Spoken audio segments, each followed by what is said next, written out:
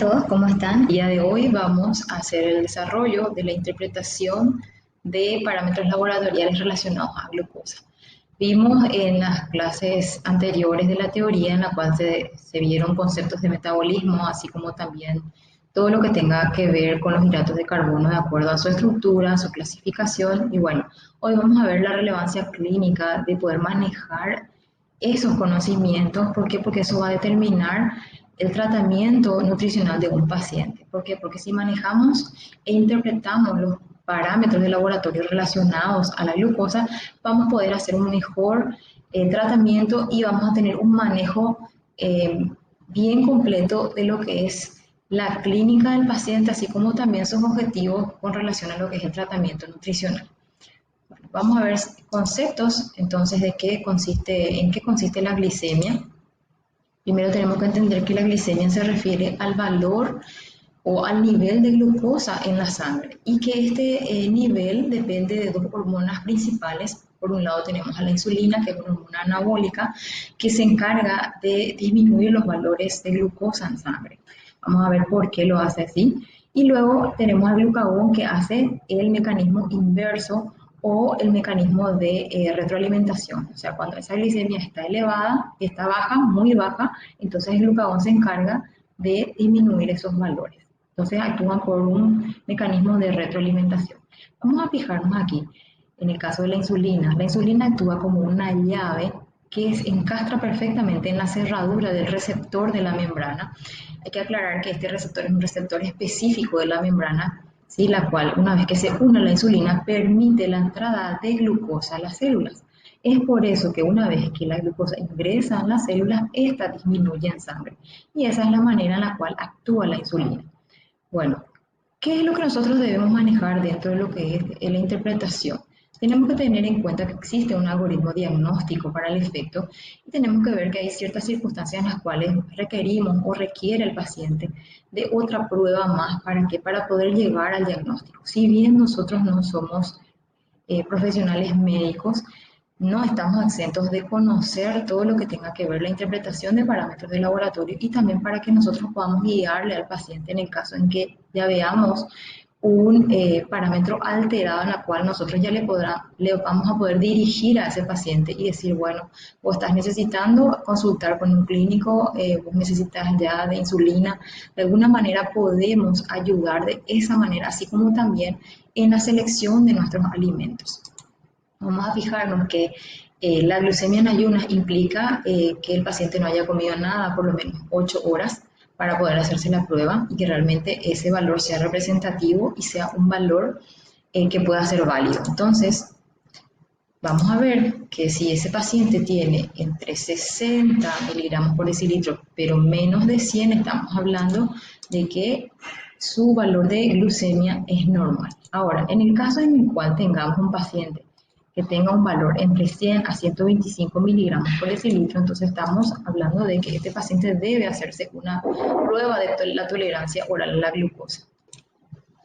Si esta prueba de tolerancia oral a la glucosa entonces nos da valores, a ver, si tenemos un valor menos de 140 miligramos por decilitro, entonces podemos decir que es normal. ¿Por qué? Porque esta prueba de tolerancia oral a la glucosa es una prueba que consiste en que el paciente deba consumir una solución de glucosa anhidra.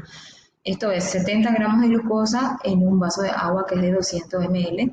Entonces consume y luego en media hora se tiene que hacer el dosaje para ver la curva de glucosa en sangre. Entonces si es que hace la prueba, consume la glucosa anhidra y luego en media hora se le toma, digamos, se le toma la muestra y sale un valor menor a 140, podemos decir que su glucemia es normal dentro de lo que es esa prueba. Y bueno, es descartando siempre factores externos que muchas veces provocan que una glicemia esté alterada y no precisamente tenga que tener un valor diagnóstico en ese momento. Puede deberse a muchas causas el aumento de glucosa en la sangre. En el caso en el cual este valor oscile entre 140 y 199 miligramos de decilitro, entonces estamos hablando de que este paciente está cursando con una tolerancia alterada a la glucosa. Ese sería, digamos, el pase entre lo que es un paciente que está por llegar a la enfermedad, o sea, a poder tener diabetes si es que no toma los recaudos suficientes o no modifica, en este caso, su estilo de vida para poder mejorar este valor. Y bueno, y en el caso en el cual el valor exceda a los 200 miligramos por decilitro, o sea mayor a 200, entonces estamos hablando que es un paciente con diabetes. Y luego en el caso en el cual este paciente tenga una glicemia directamente sin ninguna prueba mayor a 126, entonces estamos hablando de que este es un paciente que posee diabetes. Siempre hay que aclarar también de que un solo valor no nos determina a nosotros que realmente el paciente esté con la enfermedad. Tiene que repetirse por lo menos 3 veces en diferentes días en las mismas condiciones, o sea, de ayuna. Y también el paciente debe tener en cuenta, o sea, el médico en este caso que haga el diagnóstico, debe tener en cuenta que hay síntomas más, digamos, síntomas clínicos, más lo que es el laboratorio para poder confirmar que el paciente está con la enfermedad. Pero a grandes rasgos, como profesionales del área de nutrición, tenemos que manejar este algoritmo diagnóstico para poder situarnos en qué contexto está en este paciente en ese momento y para poder hacer nuestra selección adecuada de alimentos. Bueno, también otro parámetro laboratorial de importancia dentro de lo que es la glucosa, o sea, el metabolismo de la glucosa, tenemos a la hemoglobina glicosilada, más bien conocida por la HbA1c, de esta manera se abrevia. ¿En qué consiste este parámetro de laboratorio? Lo que nos indica es cómo la glucosa se une a la hemoglobina en los últimos, o cómo se unió esta glucosa a la hemoglobina en los últimos 3 meses. Este parámetro es muy relevante.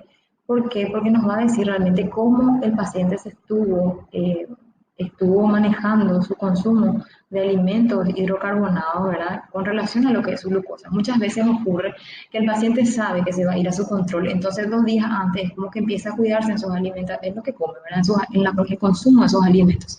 Sin embargo, con la hemoglobina glicosilada nosotros podemos saber bien cómo fue, digamos, el metabolismo de la glucosa en esos últimos 3 meses. O sea, nos da, digamos, tiene un valor mucho mayor incluso que la glucosa. ¿Por qué? Porque nos va a decir exactamente cómo fue ese metabolismo en los últimos 3 meses.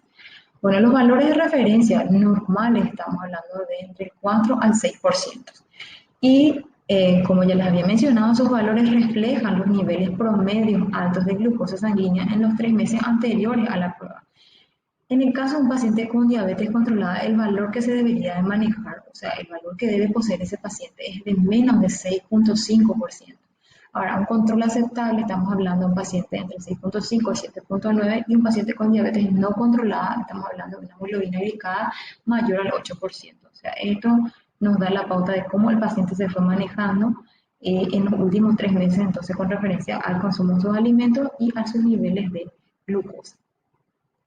Bueno, entonces tenemos por un lado la glicemia y por otro lado a la hemoglobina glicosilada como parámetros de referencia para ver, digamos, cómo está ese paciente con relación a esos dos parámetros que tienen que ver con el metabolismo de la glucosa. Vamos entonces a ver aquí un video ilustrativo en el cual podemos comprender exactamente lo que ocurre en el organismo con referencia a la glucosa. Bueno, el páncreas, que es una hormona que secreta insulina, lo que hace justamente es permitir que esos alimentos ingresen, digamos, a las células, pero antes tenemos que hablar que hay un mecanismo previo que es la digestión, en la cual los alimentos se digieren, se transportan a través de los vasos sanguíneos en forma de glucosa, en este caso porque estamos hablando de los hidratos de carbono, y se almacenan estos en forma de glucógeno. ¿Sí? Por un lado, y por otro lado se utiliza la glucosa sanguínea que se necesita. Todo esto, digamos, lo realiza el páncreas. ¿Sí? Vamos a ver entonces que ingresa glucosa al músculo en forma de glucógeno y en el hígado también. Y en el caso del exceso en los adipocitos. Estos viajan entonces a través de la sangre. ¿Para qué? Para dar glucosa a los órganos más importantes como el cerebro, también como el músculo, el riñón. Y vamos a ver cómo actúa a nivel celular. Van a ver que la llave que encastra en el receptor es la insulina y que permite la entrada de glucosa, que son los puntitos azules dentro de la célula. Esa es la manera perfecta en la cual la insulina trabaja, permitiendo la entrada de glucosa a las células. Esa es la manera entonces en la que opera la insulina. Entonces vamos viviendo de manera tal que esa es la forma en que se sucede. Bueno, ¿Qué es lo que ocurre generalmente en ciertos casos? Bueno, de vuelta podemos hacer un repaso en el cual en la luz intestinal vemos a las partículas, en este caso, pudiendo hacer una analogía con las flores, o sea, la forma de esas florcitas, que es como si fuese la insulina, y los redonditos son la glucosa, como esta viaja al interior de las células y empieza a cumplir su papel, digamos, preponderante, que es el ingreso de glucosa a las células. Vamos a ver entonces ahí cómo las partículas de glucosa llegan a la sangre y están sus diferentes destinos. Y una vez que van a ingresar a las células, vamos a ver cómo de vuelta ocurre este mecanismo en el cual esa insulina permite a través de las células, ven allí cómo encastra perfectamente en el receptor, la insulina con el receptor, y activa el mecanismo por el cual, digamos, esa glucosa va a poder ingresar a través de las membranas. Entonces, de esa manera se da el ingreso de glucosa a las células. ¿Qué es lo que pasa cuando hay un déficit de insulina? Esto puede ser por muchos motivos, ¿verdad? Puede haber un exceso en el consumo de alimentos, esa cantidad de hormonas ya no es suficiente para producir, digamos, sus funciones, o bien hay un problema en el receptor de esa insulina, que puede ser también, puede haber un problema en la producción de la hormona como en el receptor. Y vamos a fijarnos cómo aparentemente hay mucha cantidad de insulina en la sangre, sin embargo, esa cantidad de insulina no puede responder a la demanda de glucosa que existe en la sangre. Y vamos a ver cómo ocurre a nivel celular, ¿sí? La resistencia, como les hablé, que puede ser por dos mecanismos. Bueno, ahí vemos entonces cómo esa insulina no logra encajar o encastrar con el receptor. Puede ser por un déficit en el receptor, en la acción del receptor, o en la producción de la hormona, que puede ser por una alta ingesta de alimentos que supere a la cantidad de la hormona que se da muchas veces en una persona con un sobrepeso u obesidad, o igual puede darse en determinados casos. Esa es la manera entonces en que obra la insulina de manera perfecta. Entonces ya vimos un poco el papel de esa insulina y vamos a fijarnos de que por qué es importante interpretar los valores o los parámetros de laboratorio en un paciente. Es sumamente importante porque nosotros vamos a ser los que vamos, como nutricionistas, a darle, digamos, un punto cero a ese paciente para que a partir de allí pueda controlar los alimentos que come, la selección de los alimentos. Vamos a ver que podemos ayudarle a que esa enfermedad se detenga, así como también a prevenir complicaciones. O sea, nuestro papel en este momento en el cual nosotros trabajamos con la interpretación de los parámetros de laboratorio es crucial. Entonces vamos a fijarnos que el nivel de glicemia depende, o los factores que influyen dentro de lo que es la glucemia dependen del índice glucémico de los alimentos. Esa es la trascendencia fundamental de nuestra intervención. La carga glucémica y la respuesta glucémica son factores importantísimos dentro de lo que es manejar los valores de glucemia en sus rangos aceptables. Entonces, depende, si bien depende de hormonas, también depende de factores externos como son la alimentación. Entonces, nuestro papel es muy importante dentro de lo que es la interpretación. Vamos a fijarnos en cada uno de ellos a grandes rasgos. Si bien este no es el enfoque que tenemos que, en el cual tenemos que centrarnos dentro de lo que es la práctica de bioquímica, sino más bien la interpretación. Aquí mi objetivo es que ustedes comprendan cuán importante es manejar esta interpretación y cuáles son los factores que influyen como nutricionista. ¿Para qué? Para que podamos dar la importancia real de lo que significa la selección adecuada de alimentos, ¿sí? Entonces vemos entonces como uno de los factores que incide o que influye dentro de lo que es la glucosa, el índice glucémico. Vamos a ver que el índice glucémico de un alimento se refiere al efecto que tiene ese alimento determinado sobre los niveles de glucosa o de azúcar en sangre una vez que es ingerido. De eso va a depender realmente que la glucosa suba o baje.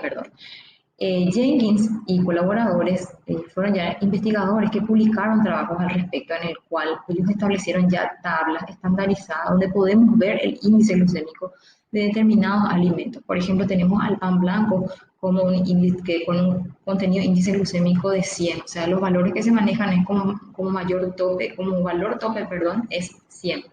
y a partir de allí se van desprendiendo los diferentes valores en las tablas, ¿sí?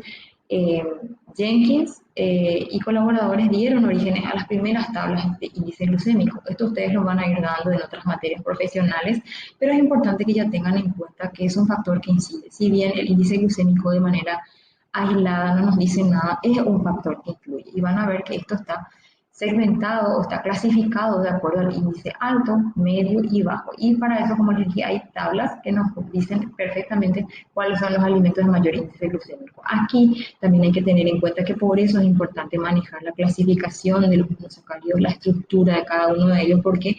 Porque ahí vamos a saber que en el caso de los disacáridos, oligosacáridos y monosacáridos, son moléculas que fácilmente se rompen, se escinden y fácilmente se digieren y absorben. Entonces, por ende, elevan la glucosa con mayor rapidez. Ahí está la trascendencia clínica de manejar la estructura de los hidratos de carbono. Entonces, yo sé que si yo le doy una fruta sola a mi paciente, probablemente va a elevar la glucosa enseguida. ¿Por qué? Porque las frutas tienen fructosa y la fructosa es un monosacárido de rápida absorción. Esa es la manera en la cual yo tengo que ir relacionando dentro de lo que es la carrera para darle la importancia clínica y real de lo que es esa selección adecuada de alimentos o del tipo de hidratos de carbono que yo le voy a prescribir o le voy a dar a mi paciente. Así también entender de que hay hidratos de carbono complejos que van a tardar más en digerirse y absorberse y por ende el índice glucémico va a ser menor, ¿verdad? Pero no podemos tomarlo de manera aislada, como ya les mencioné. ¿Por qué? Porque también depende de otros factores. Aquí tenemos una lista de alimentos con índice glucémico alto, medio y bajo, pero tengan en cuenta que de manera aislada el índice glucémico también no nos dice nada, sino también tenemos que ver como un factor más, pero no determinante en sí, porque vamos a ver que existen otros factores a la vez que influyen sobre ese índice glucémico. Aquí están, esos factores que inciden de vuelta sobre el índice glucémico tenemos, por ejemplo, en el caso del contenido de la fibra soluble. La fibra de por sí va a enlentecer la digestión, el vaciamiento gástrico y por ende la absorción. Entonces, si yo consumo, por decirlo así, una manzana con cáscara o una manzana con avena con un poco de leche, entonces ahí va a ser diferente el índice glucémico de todo lo que estoy consumiendo porque pues estoy consumiendo fibra y de esa manera el índice glucémico ya no cobra relevancia. También tiene que ver grados de gelatinización, la acidez de un determinado alimento también va a condicionar a su índice glucémico, la combinación con otros alimentos, porque muchas veces cuando almorzamos o cenamos o hacemos comidas copiosas, comemos de todo tipo de comidas y ahí hay alimentos de diferentes naturalezas, entonces por ende el índice glucémico también varía.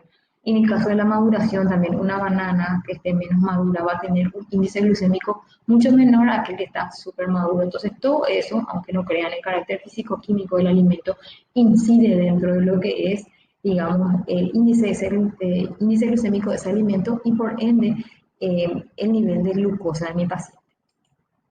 También tenemos que ver la forma física, o sea, el tamaño de la partícula. Y aquí les voy a dar un ejemplo sencillo en el cual si yo le voy a dar a un paciente papas para que consuma, no está prohibida la papa, pero sin embargo la forma en la cual yo le pido que cocine, que no se ablande mucho la papa, que en vez de puré de papa le dé una ensalada de papas en trozos grandes, de esta manera entonces el paciente va a tener que masticar previamente y las partículas, digamos, de por sí, como son más grandes, van a tardar más para digerirse. Sin embargo, si yo le doy un puré de papa, ese paciente va a prácticamente recibir el alimento predigerido y tanto la digestión como la absorción van a ser súper rápidas y eso van a elevar la glucosa del paciente. Para que se den cuenta que todo, digamos, está relacionado. También el proceso térmico-mecánico al cual se somete a ese alimento. O sea, hay factores otra vez que influyen sobre ese índice glucémico como entonces, tener en cuenta todos esos factores dentro de lo que es un plan de alimentación es sumamente importante. Bueno, y como segundo factor teníamos la carga glucémica. Esto es a modo, como les digo, de vuelta para que ustedes conozcan esto, ¿sí? Este es el producto del índice glucémico que ya sabemos que tenemos tablas de referencia y la cantidad de hidratos de carbono consumida. O sea, es un método indirecto donde se calcula la carga glucémica y esto es igual al índice glucémico de ese alimento por la cantidad de hidratos de carbono por porción de ese alimento y luego se divide entre 100. Un ejemplo por ejemplo, valga la redundancia, la porción de arroz. Una porción de arroz que equivale a una taza en cocido o un cuarto de plato corresponde en forma numérica a 100 gramos de arroz y pesado, ¿verdad? Ese 100 gramos de arroz contiene 30 gramos de hidratos de carbono. La manera en la cual yo realizo ese cálculo es, lo que hago es el 70, que es el índice glucémico que tengo ya en tablas de ese arroz, multiplico por 30, que es el valor, la cantidad de hidratos que tiene por cada porción, dividido 100, lo que me da un valor de 70 por 30 dividido 100 me da una carga glucémica de 21. Entonces, según las referencias, cuando yo tengo una carga glucémica mayor a 20, estoy hablando de que es una carga glucémica alta. Entonces estoy hablando de que el arroz, por ejemplo, tiene una carga glucémica elevada, pero yo puedo esto incluso disminuir al de repente trabajar con un arroz integral, arroz con fibra. Se van a dar cuenta que son factores que le condicionan a un paciente a un mejor o menor control de sus niveles de glucosa. Y esa es la manera en la cual yo tengo que tener en cuenta y conocer por sobre todas las cosas a los hidratos de carbono en todo lo que respecta a propiedades físicas, químicas, así como también en sus clasificaciones. ¿Por qué? Porque eso va a determinar que yo como profesional pueda decidir qué tipo de alimentos dar a mi paciente. Bueno, y una vez que conocimos todo esto referente a lo que son los parámetros de laboratorio, tanto glicemia como hemoglobina glicosilada, les invito a hacer la resolución o a resolver los casos clínicos que están en el aula virtual para que ustedes puedan realmente llevar a la práctica todo esto que ustedes están en este momento conociendo, y de esta forma también para que puedan ver cuál es la importancia real y cuál es la trascendencia clínica de que la bioquímica es muy importante dentro de lo que es el manejo nutricional, porque si yo no conozco ninguno de los procesos por los cuales, digamos, pasa en el organismo humano, ni siquiera de repente las funciones que cumplen también los hidratos o las hormonas o cómo están clasificadas estas, va a ser muy difícil de que yo pueda tener criterio cuando tenga que realizar un plan de alimentación. Bueno, entonces nos vemos en la próxima clase.